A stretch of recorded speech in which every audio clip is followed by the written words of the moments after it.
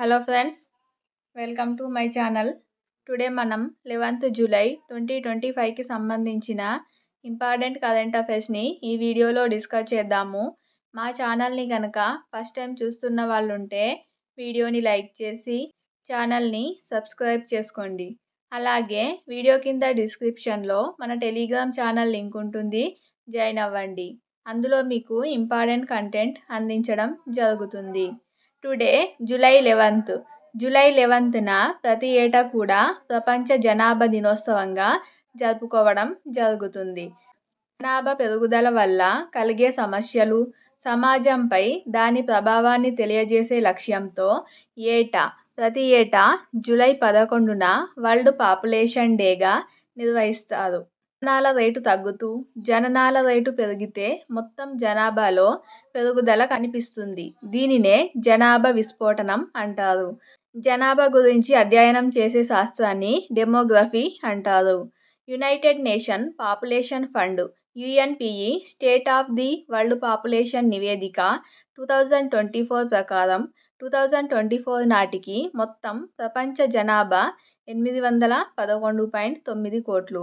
దీని ప్రకారం చూసినట్లయితే ప్రపంచంలో జనాభా పరంగా అతిపెద్ద దేశాలు వరుసగా భారత్లో 144.17 కోట్ల జనాభా ఉంది. ప్రపంచంలోనే అతి ఎక్కువ జనాభా ఉన్న మొదటి దేశం భారతదేశం. అలాగే సెకండ్ ప్లేస్లో చైనా 142.52 కోట్లు. నెక్స్ట్ USA, అలాగే ఇండోనేషియా, పాకిస్తాన్, నైజీరియా, బ్రెజిల్ దేశాలు ఉన్నాయి. మొదటి దేశం ఇండియా, సెకండ్ చైనా. సో ఇవి గుర్తుంచుకోండి. అలాగే హిస్టారికల్ బ్యాక్గ్రౌండ్ కనుక చూసినట్లయితే అసలు జనాభా దినోత్సవం జూలై 11ని ఎప్పటి నుంచి నిర్వహించడం జరుగుతుందో చూద్దాము. 1830లో ప్రపంచ జనాభా 1 బిలియన్ ఉండేది. అయితే 1987 నాటికి ప్రపంచ జనాభా 5 బిలియన్లకు చేరింది. 5వ బిలియన్ చివరి శిశువు 11 జూలై 1987లో యుగోస్లావియాలో జన్మించడం జరిగింది. సో ఈ సందర్భాన్ని పురస్కరించుకొని జూలై 11న ప్రపంచ జనాభా దినోత్సవంగా జరుపుకోవాలని united nations development programme UNDP పాలక మండలి 1988లో నిర్ణయించింది.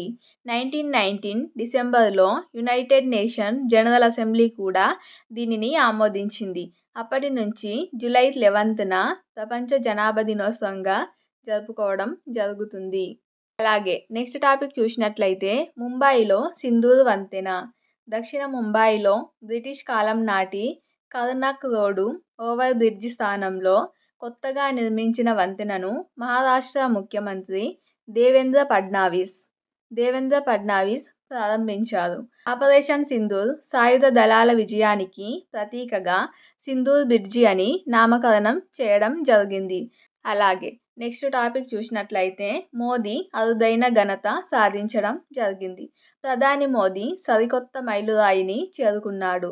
నమీబియా పార్లమెంటులో చేసిన ప్రసంగంతో కలిపితే 11 ఏండ్లలో 17 దేశాల పార్లమెంట్లను ఉద్దేశించి ఆయన మాట్లాడినట్లయింది.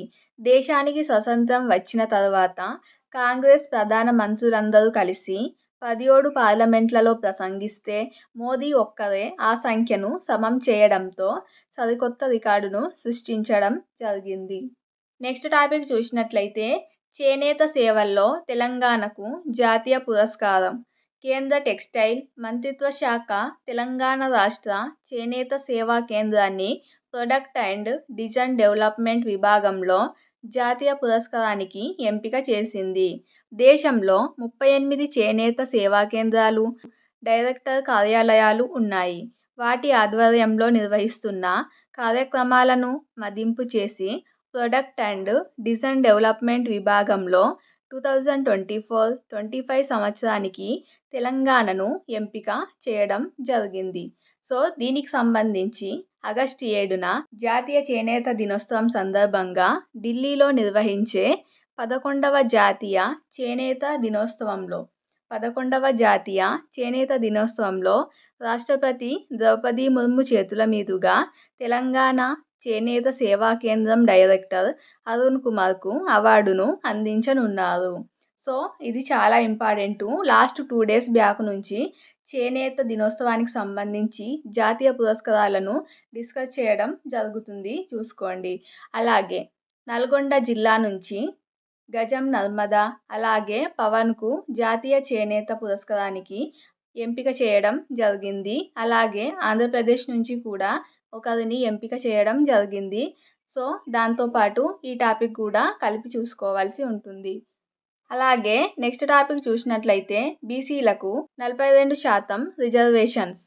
స్థానిక సంస్థల ఎన్నికల్లో బీసీలకు 42% రిజర్వేషన్లు కల్పించేందుకు క్యాబినెట్ ఆమోదం తెలిపింది.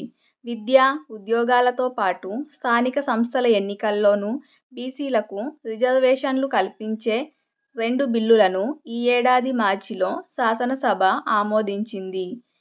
బీసీ రిజర్వేషన్ల పెంపునకు అనుగుణంగా పంచాయతీరాజ్ చట్టం 2018లో చేయాల్సిన సవరణలకు మంత్రివర్గం ఆమోదం తెలిపింది. సో, బీసీలకు విద్య, అలాగే ఉద్యోగాలతో పాటు స్థానిక సంస్థల ఎన్నికల్లోనూ బీసీలకు 42% రిజర్వేషన్ కల్పించేందుకు ఆమోదం లభించింది. దీనికి సంబంధించి పంచాయతీరాజ్ చట్టం 2018లో కొన్ని సవరణలు చేయనున్నారు. ఇప్పుడు జరగబోయే ఎన్నికల్లో వీటికి బీసీలకు 42% రిజర్వేషన్ అమలు కానుంది. అలాగే నెక్స్ట్ టాపిక్ చూసినట్లయితే స్మైల్ పథకాన్ని సవరించిన కేంద్ర ప్రభుత్వం. స్మైల్ అంటే ఫుల్ ఫామ్ వచ్చేసి support for marginalised individuals for livelihood and enterprise. So, ఈ స్కీమ్ని ఎప్పుడు లాంచ్ చేయడం జరిగింది అంటే February 12, 2022లో. ఇది సామాజిక న్యాయం మరియు సాధికారత మంత్రిత్వ శాఖ ద్వారా పనిచేస్తుంది. ఈ పథకం చాలా ఇంపార్టెంటు. దీనిని ఇప్పుడు సవరించినట్లు కేంద్రం ప్రకటించింది.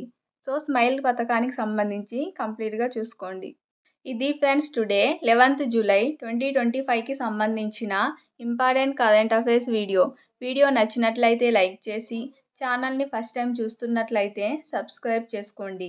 అలాగే డైలీ కరెంట్ అఫైర్స్‌కి సంబంధించిన వీడియోస్ మన ఛానల్లో ఉన్నాయి. చూడని వాళ్ళు ఉంటే గనక చూడండి. Thank you.